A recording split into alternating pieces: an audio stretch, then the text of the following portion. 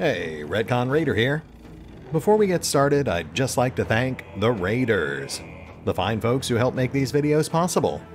With special thanks to A Nerd in Warpaint, Antonio Hernandez, Matthew Holmquist, Nathan Welch Jr., and Valenbrook.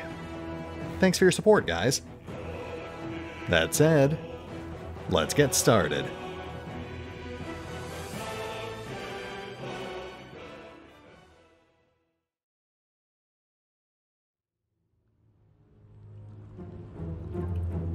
And welcome back to Baldur's Gate 3, as we turn our gaze away from the version of Faerun we've been following for the past few episodes, to instead focus on a very similar world, a parallel world where things are more or less the same, with the sole exception being that Eluthen did not ignore Asterion's warning, and did not set off a trap chest, which vaporized himself and the majority of his party. Also, he found one less scroll on the cultists of the Absolute outside, and one extra vial of acid on the goblins that we just slew. But otherwise, pretty much the same. Now, I will say, in theory, we could have recovered from the disaster that befell the other version of Eluthen, but it would have been very expensive and time-consuming, and it would have drained a lot of our resources, so given that this is just an EA build, I figured we'd just go ahead and hit the reset button and move on from there. I'll also note that I did play ahead just slightly, just enough to explore the rest of the chamber and figure out how the trap works, and it appears the only way to actually disable the trap entirely is by using the proper key, which is a little further into the room. Unfortunately, in this particular case, much like with last episode, because we have already picked the lock, we can't actually disable the trap. There's no way to interact with it. In the current build, you don't even see any warnings that the chest is in fact trapped, despite spotting it. So, given that we now know we have to set this trap off, I guess we'll just do the next best thing and remove the explosive barrels from the equation. Then we'll separate Eluthen from the rest of the party and have him open the chest by himself.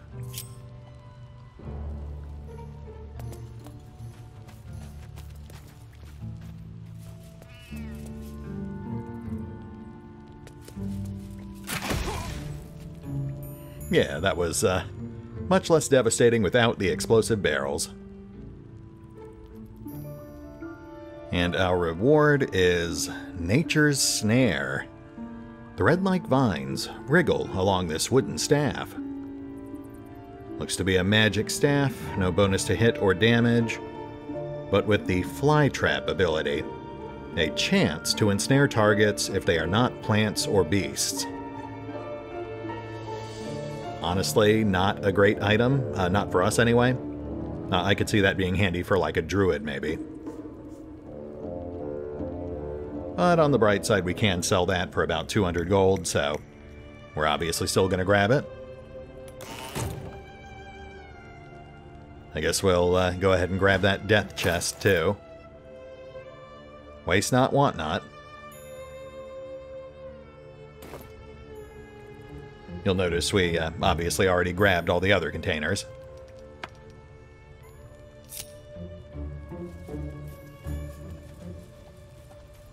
Okay, let's pop down here real quick. I've actually already looted the bodies, of course, but we do need to grab that key. I mean, obviously it's not much good to us now, but we can still sell it for a gold piece. I will say, I do find the placement of the key interesting. I really like the idea in Baldur's Gate 3 of having all these little concealed and semi-concealed points of interest. It really makes the exploration a lot more satisfying. I'll also note that the positioning of the key does seem to imply that we were supposed to come from the other direction. If you look down the path here, you'll see there's another door. I haven't actually gone through it, but the map marker does seem to indicate that that comes up in the Tiefling village. That makes more sense, because then you'd have a much higher chance of actually seeing the body and acquiring the key before you got to the death trap. Not to mention the goblin spotting you approaching would make a lot more sense than it did from the direction we actually did approach them from. It's funny because, much like the ruins back on the beach, my curiosity basically resulted in us coming at this from the completely wrong direction.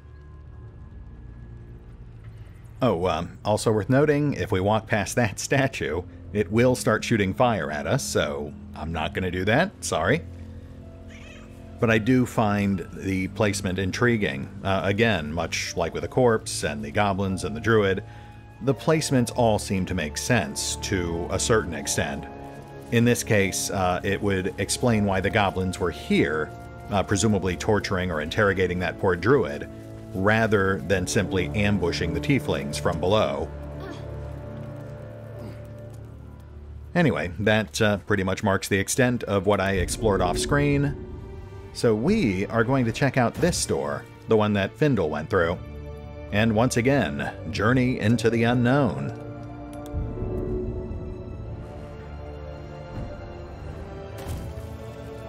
We will have to do a bit of micromanaging to jump the entire party down there, but honestly, given that the alternative is having your party just walk off cliffs in an attempt to keep up with you, I think this is preferable.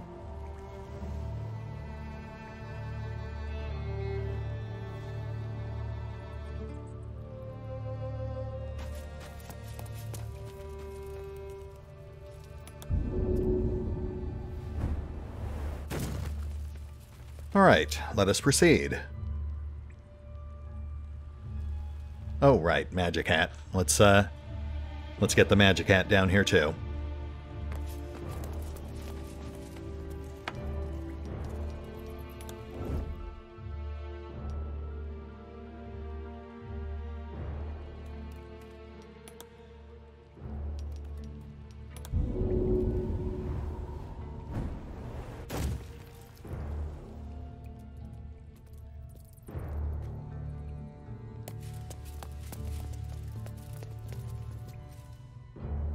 Okay, no skill checks proccing.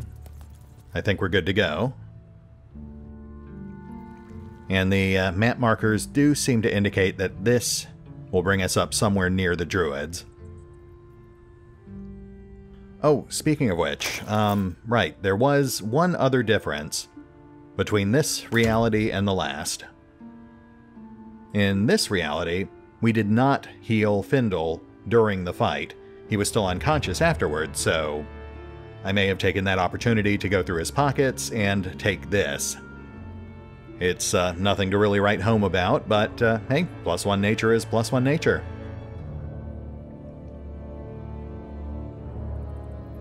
Moving on.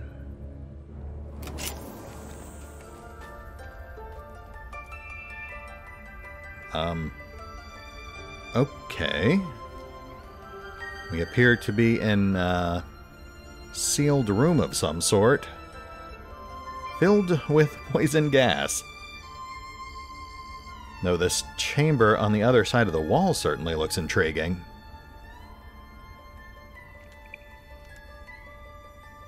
Enclave Library. So we're definitely in the Druid Enclave.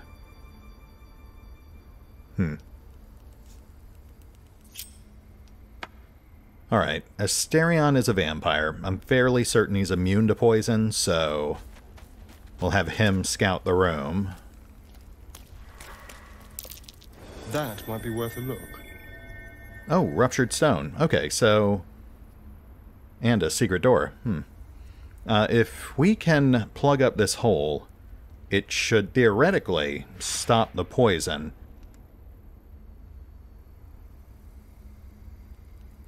Unfortunately, I am not seeing anything we can use.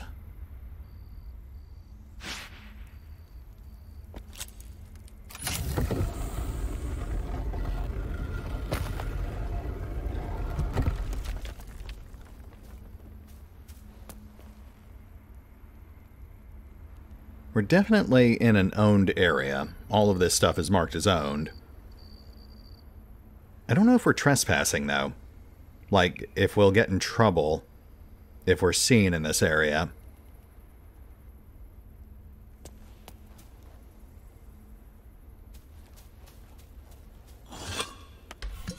Well, first things first, let's go ahead and get that poison gas taken care of.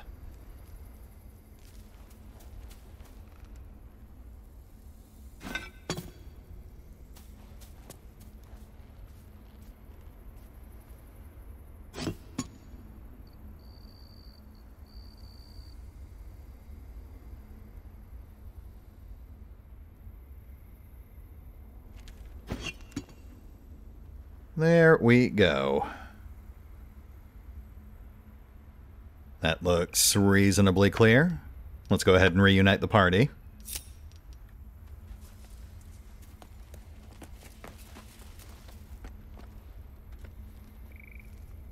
Now, let's have a proper look around. Even at first glance, I saw several items in here that I think are going to bear further investigation.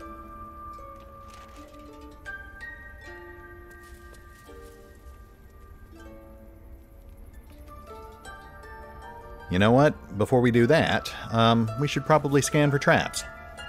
Better safe than sorry.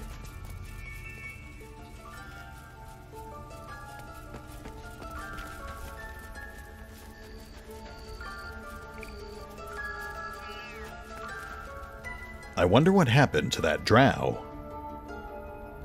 There's a tadpole too, pickling in a jar. Really? Never mind that. What a statue. A peculiar collection. I'm keen to meet its curator. As am I.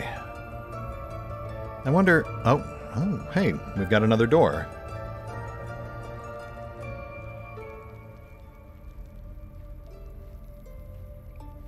Oh, okay. So that is Nettie. That would be Halsin's assistant, the secondary healer that people have told us we should go see, since Halsin himself is missing. And we're definitely next to the Druid Circle, too.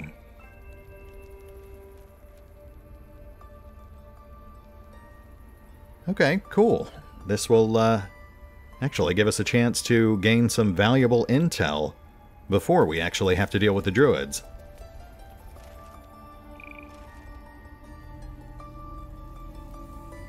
Bottled blooms. Bottled eye. Bottled tentacles. Lovely.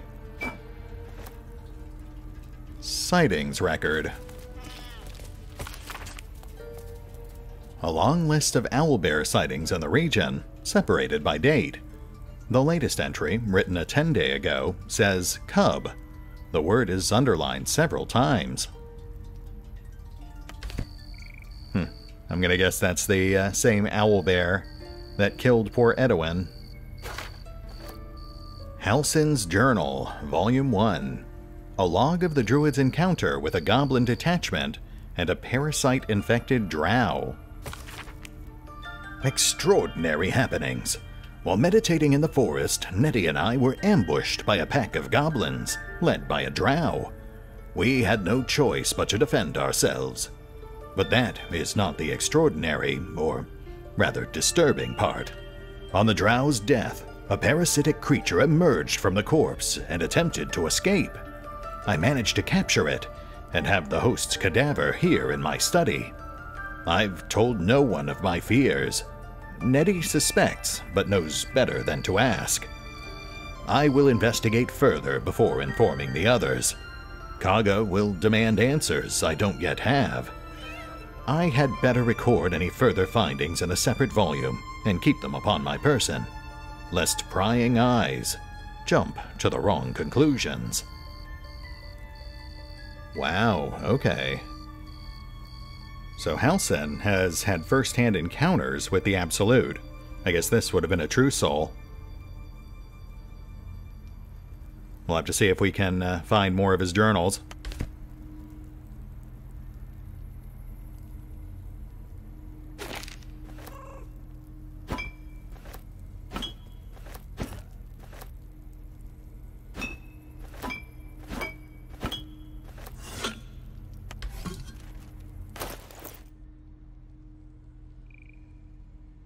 An eye floating in a jar.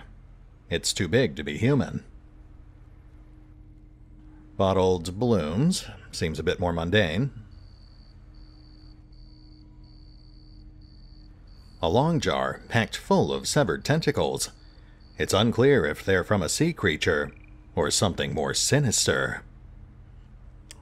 I'm going to lean towards sinister there. Bottled tadpole. An elithid tadpole floats in the briny water. It's dead, but well preserved.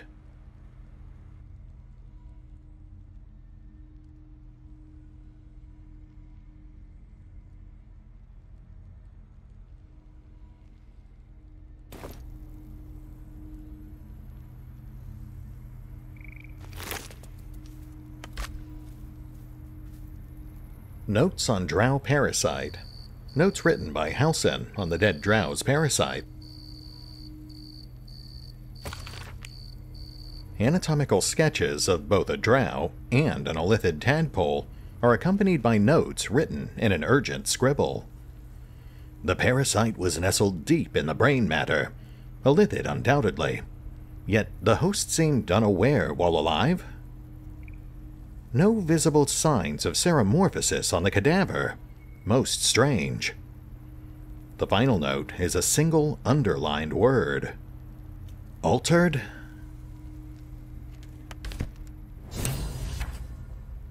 It looks like this Halsin is our best bet for a cure. Time to track him down and see what he knows.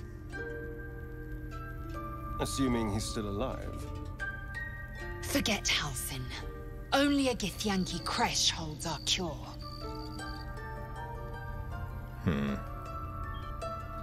Druid note.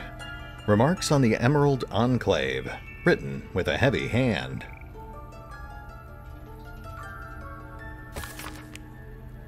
The Emerald Enclave won't send help, even if I asked.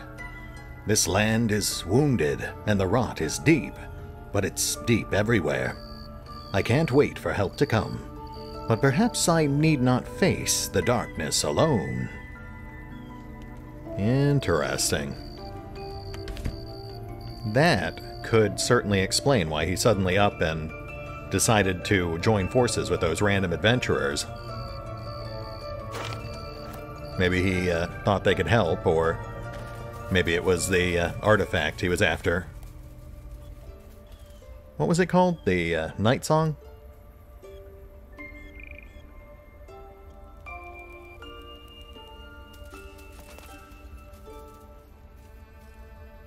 Historic Scroll. An old, brittle scroll reflecting on dark events and missed opportunities. In Ketheric, I see my errors made manifest. He did not fall, he was pushed. His grief was twisted by shadow, but none could deny my hand gave that grief shape. Huh. Intriguing, but I have no idea what the context is.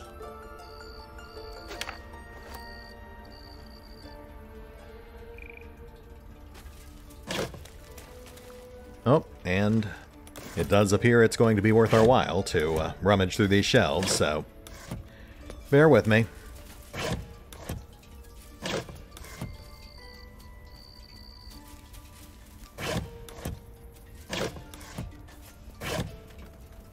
Aha! Secret Societies of the Sword Coast exposed. This sensational tome, embossed with elaborate filigree, has all the pomp and weight of a religious text. Harper's, the most well-known of the Sword Coast's cabals perhaps, but certainly not benign in its shrouded doings. My sources claim that those belonging to this mysterious faction abhor power, but if that is so, then why do they not expose the revelations of their inquiries for the public good? Why indeed, because knowledge is power, and the Harpers intend to keep both for themselves. Shadow Druids. Weigh the life of a man against that of a sapling oak. Which do you value more highly? Ask a Shadow Druid the selfsame question, and be shocked by their answer. This dangerous group utterly disregards intelligent life in favor of the life of plants and insects. Their perversion of the natural order leads them to plan and execute plots so dastardly that the mere description of one would leave you glancing sideways at your begonias. The Order of Clerd. The least known and accordingly most dangerous of the secret societies I have researched is the Order of Clerd. My sources tell me this shadowy conspiracy of murderers, mutilators, and tyrants regularly meet to plan the demise of any number of innocent citizens of our fair land. What's more, they like it. Dark Justiciars. I shudder even to inscribe their name upon the purity of this page. I shall leave it at this. They worship Shar. Very dramatic, but still at least somewhat informative. I mean, these guys, for example, might be relevant to Shadowheart, who is, of course, a worshipper of Shar. And obviously we know the Harpers are active in the area. We already discovered one of their caches, and we have directions to another. Not sure about the Shadow Druids. I mean, obviously, we are about to interact with some druids, so that's definitely something to keep in mind. Which really leaves these guys as the odd men out, the Order of Clerd. I'm assuming they'll be relevant later down the line, but I've never even heard of those guys.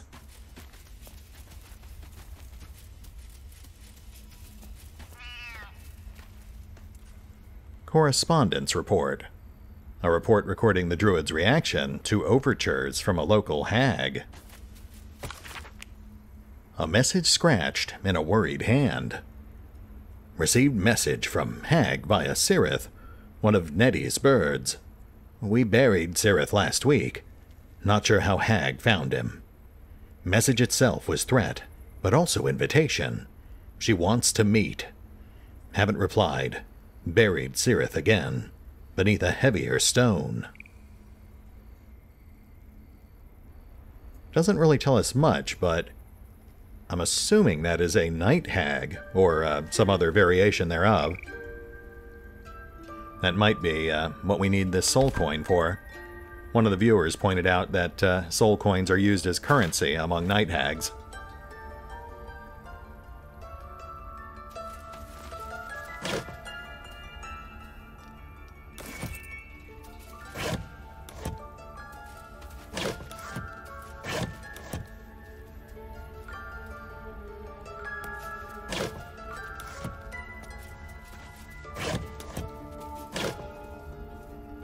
Gotta say, we are finding a lot of interesting information in here. Though, I think we're almost done. Huh, that socket is empty. Interesting.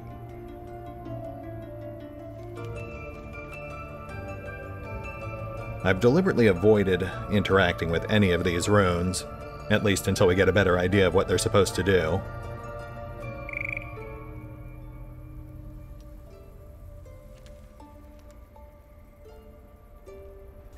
Disintegrating Journal. An old journal recently updated with details of an investigation into an old and grim place. The brittle pages of this book have been rendered illegible with age, save for the occasional name written in crimson ink. A newer, sturdier page has been inserted behind the front cover. It reads, "Found in the riverside structure to the south. Sheds no light on the purpose of that grim place, but confirms what we already knew. It is very old. All else is speculation." Well, that doesn't tell us much, but we did see that path up the cliffs just south of the Conclave. Shoot. Did the adventurers actually tell us where they lost Halsin? Might be worth asking them again.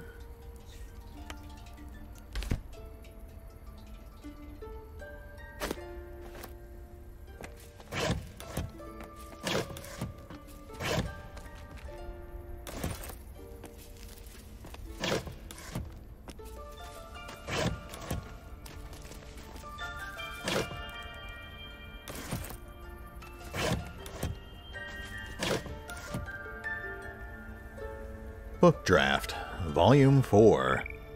The fourth volume and final novel, this book has had almost every single page ripped out, except for the last 20 or so pages. Shadow's Kiss is written in bold on the front. Pages of crossed out lines have notes in the margin reading, "Finale, more exciting." The final entry reads, "Get out of here," Roa whispers, clutching his side. Blood pours from his fingers, a final gift from Ketheric's blade. "I'm not leaving you," Celine sobs, blue eyes filled with tears. Roa cups her face. "I won't make it out in time, but you can." Celine presses her forehead against his. Her ebony hair falls forward, forming a curtain that envelopes them both. Roa closes his eyes, a smile lifting his lips, as her scent, wild roses, washes over him. "That grappling hook, you still have it?" he asks. "Of course. Why do you—" With the last of his strength, Roa pushes her from the balcony. He watches her fall, watches her pull the hook from her pack, and expertly throw it, swinging gracefully to the ground. A mighty crack splits the floor beneath him as the tower crumbles. He smiles contentedly. Celine was safe. That's all that mattered. Epilogue. "Selfish bastard," Celine says, kicking the base of the grave. Balson places a comforting hand on her shoulder. "He was the greatest of us all," Balson says, a towering behemoth of a druid, although not as tall as Roa. "We will forever honor him, for he single-handedly broke Shar's hold on the land, and helped—" A different hand appears beneath the final entry. "Rowan, you had one job.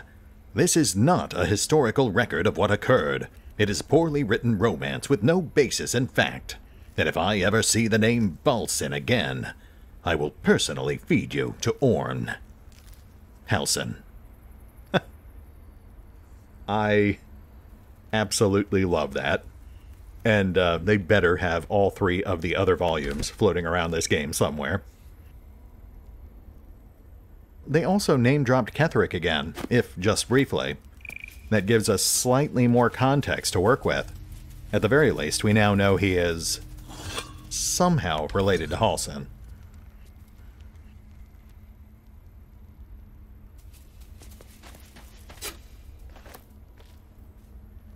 We could crack this door open, but Nettie is right on the other side, and there's no telling how she might react.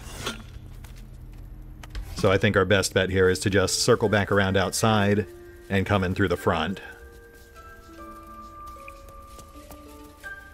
As we saw back in the ruins, it does actually make a very significant difference what direction you approach some characters from.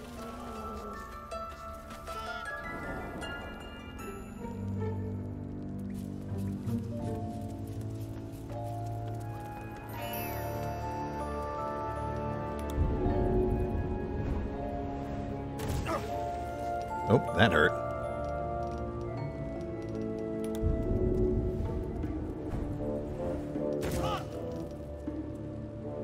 Okay, yeah, we can't do that with the entire party.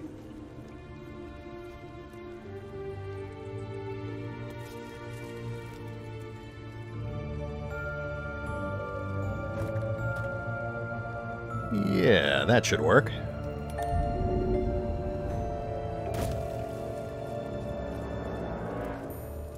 Lovely.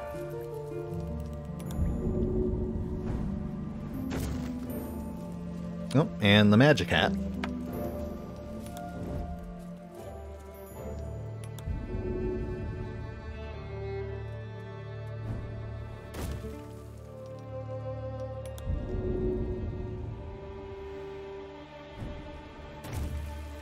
I mean, really, I suppose I could have just summoned another one, but... I didn't think of that.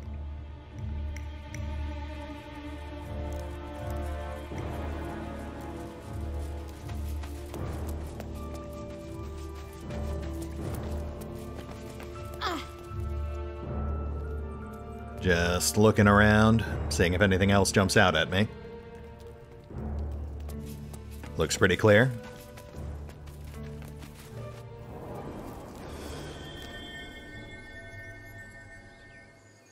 Now, before we actually head back to the Enclave, there's actually one thing I wanted to try out real quick.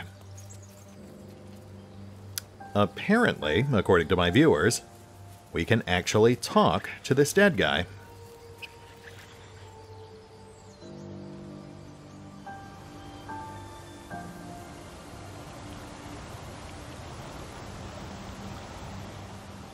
Oh, look at that. We'll definitely want to check out that cave, but that'll have to wait till later. We don't want to stray too far just yet.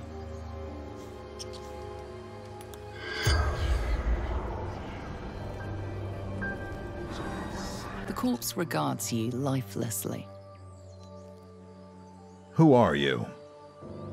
Edward. A true soul. A chosen.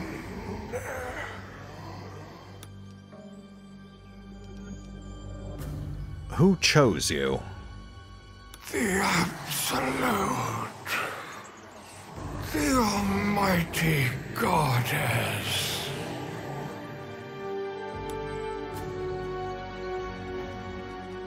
What can you tell me about the Absolute?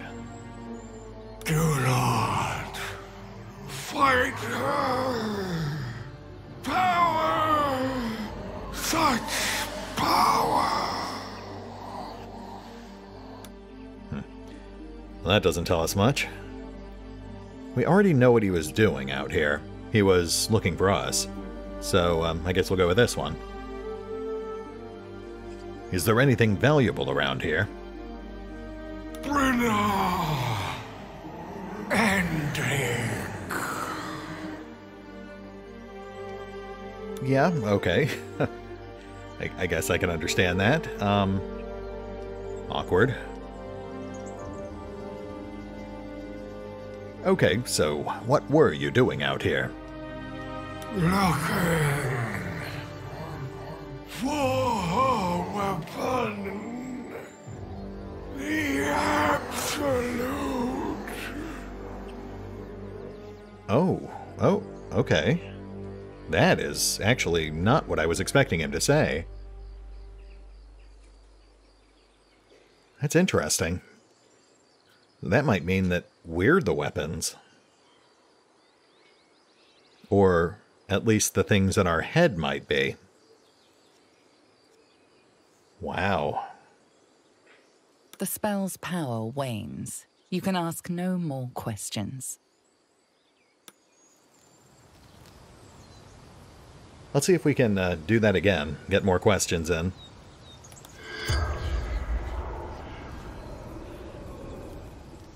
Dang, that's what I was afraid of. It's definitely a one and done. How about you? The corpse seems willing to speak, but not to its killer. Oh, I see. Okay. So we can talk to the recently deceased, unless we played a personal role in killing them. Which certainly explains why there was an option to essentially trick these two into killing themselves by sending them after that owlbear. If we had done that, we could have presumably then questioned their corpses. Though, I suppose it is questionable what we would have actually learned from them. It does sound like they're only given partial information. Let's have a quick peek over here.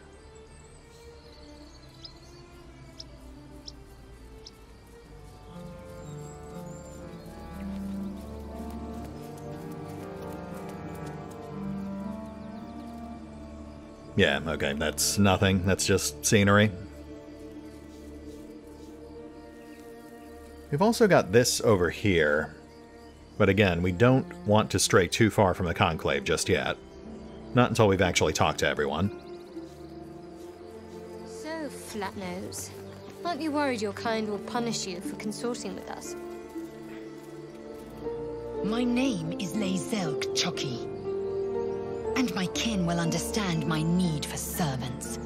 They will help you, but only if I ask. Ah, Lae'zel. Really, flexing that 9 charisma.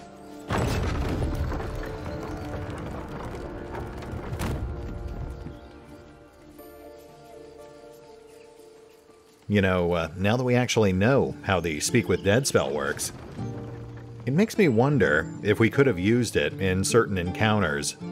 Like, if we had let that gal on the telescope get assassinated by that bugbear. I mean, I don't know if that would have actually helped us in any way, but at the very least, I guess it would have gotten us some straight answers about that soul coin.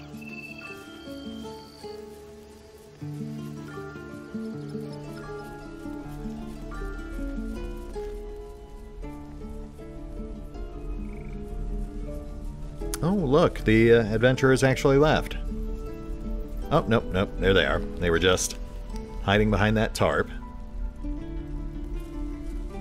We'll have another chat with them shortly, but let's talk to some new people first. I'm waiting on someone, and you aren't him. Do you mind? Okay, sorry. The kid is so lucky. I'm trying not to, accidentally get my video demonetized. I miss my forge. That's nice. Stay back, or else. Or else what? Or else I'll bite you. Ow! Oh, my tooth. All right, let me take a look. It's the front one. I chipped it on the evil thing.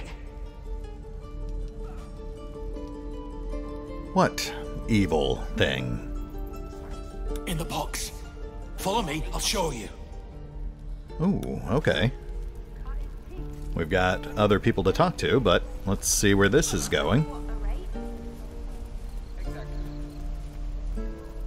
Ah, I see. Oh, stop. Nope. That is an owned door, so they will actually get mad if they see us messing with that. So how do we get in there? Aha! We have multiple gaping holes in the back of the building. So now the question is, how do we get back there? Oh, hold on. Hold on.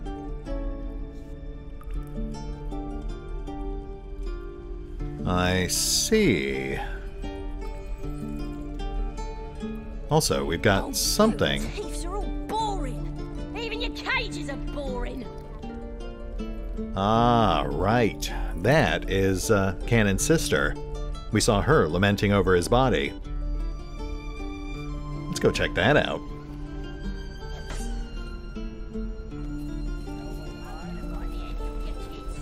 And your birdies. And your dogs. Sounds like a real charmer. You ain't gonna shoot me. Your hands are shaking. Put it down. She can't fight back. That's the point. Get out of the way! She didn't kill your brother, Arca. You're better than this. Shoot before you lose your nerve, Tiefling. If you ever had it to begin with. Well, I mean, we're not going to intercede on behalf of a goblin. Doesn't even matter if you kill me. I'm chosen by the Absolute, I am. I'm blessed. Here it comes, you little beast! Hey, look at that. She actually did it. That goblin won't be the last. It was a nice shot, if nothing else. It was wrong. It was justice. Or the start of it. Impressive. Please, leave us be. It's fine, Memnos. Oh, okay. Bit of a fish in a barrel there. You could have given her a fighting chance. Fighting chance. That's more than Cannon got. Fair enough.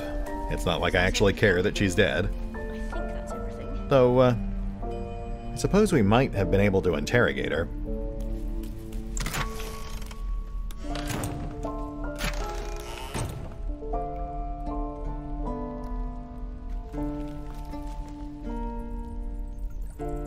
You know, we might actually still be able to interrogate her, now that I think about it.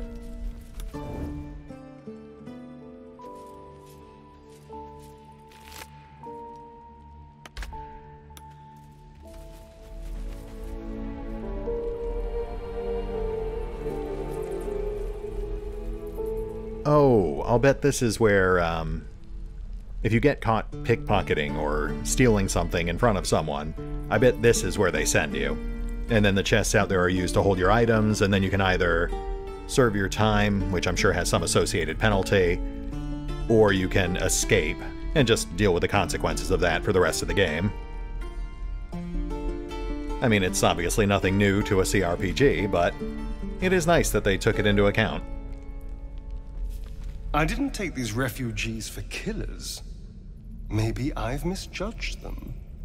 They're still going to die, but at least they're willing to fight.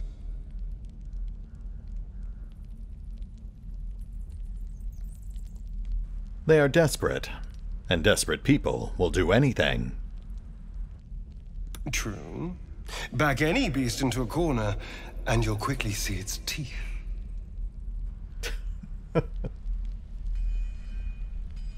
It's funny, looking at these interactions with Asterion, now knowing that he only has a 9 intelligence.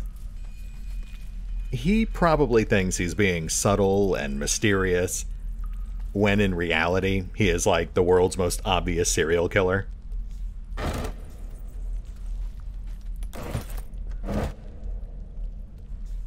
Oh, nice. That is quite a find.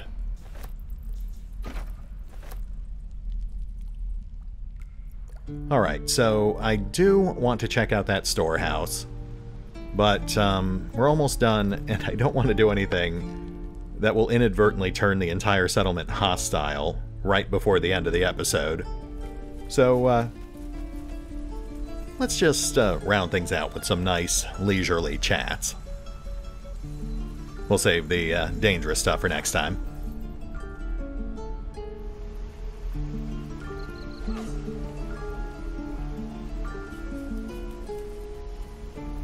Goblins, druids. This grove is a death trap. Grab what you can and get out. That's my advice. Okay. Thanks. I like your hood. Hells take me. What I wouldn't do for best.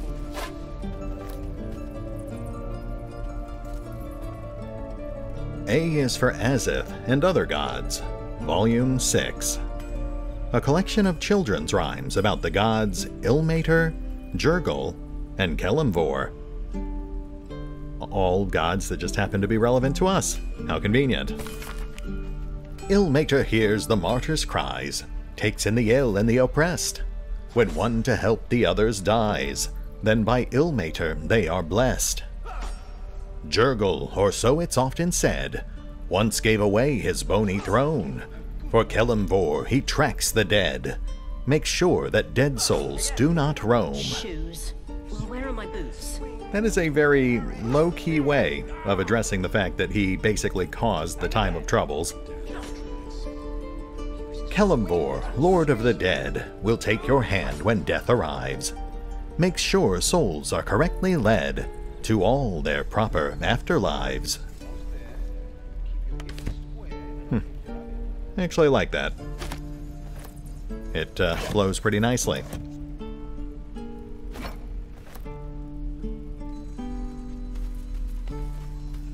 The Annals of Baldur's Gate.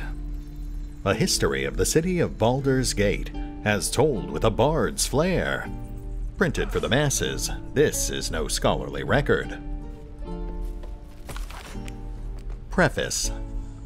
Centuries ago, a young man sailed from the village of Grey Harbor.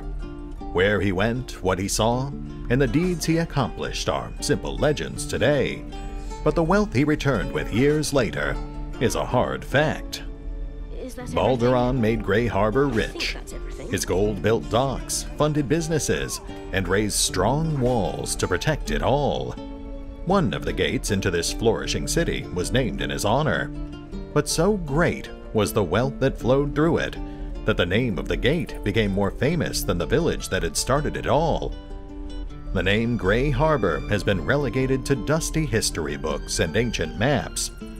But Baldur's Gate, that name is on the lips of every traveler in Faerun. That's a nice little primer for folks who are unfamiliar with the Faerun setting in general, or Baldur's Gate in particular.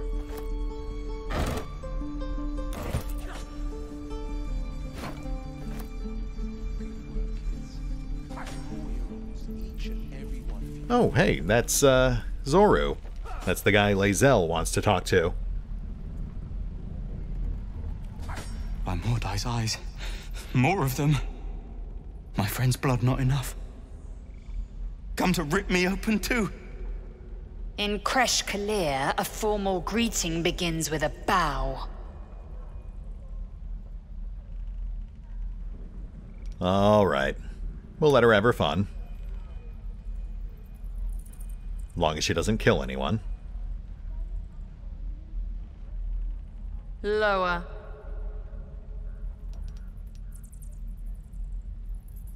On your knees. She won't say it again.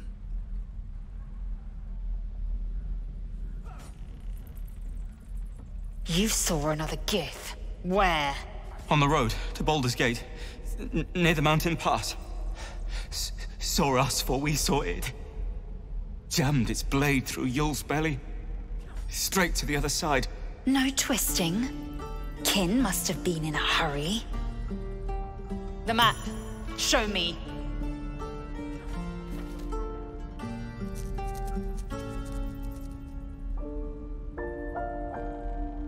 Up.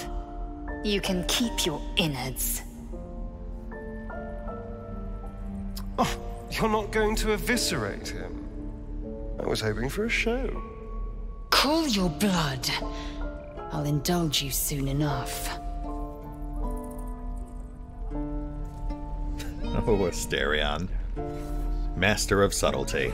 Gods, deliver me. Yep, bye. Let's hope that doesn't come back to haunt us.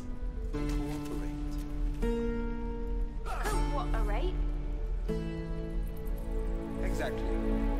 Alright, folks. We are past time, so we do need to wrap things up. Obviously, we are leaving some loose ends here. Oh, hey, that's the guy who helped us at the front gate. We'll definitely want to talk to him. And, of course, we've got the Druid Circle over here, so we're not too far off now. Yeah, we'll go ahead and hit the pause button for now, but we will pick up here next time. I know this was a somewhat slower episode, and I apologize for that. But I really do find all of the lore and the clues and the various interactions fascinating. I think that Larian did a really good job of tying all this stuff together.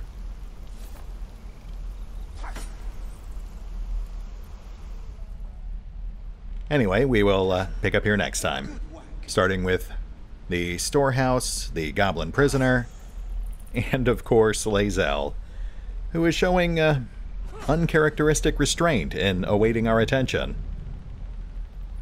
See you then.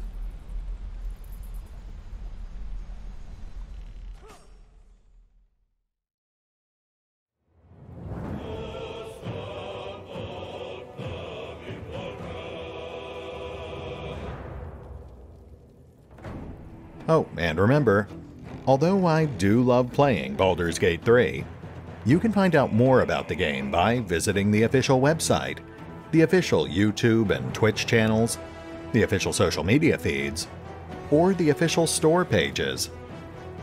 As always, links are in the description. It was justice.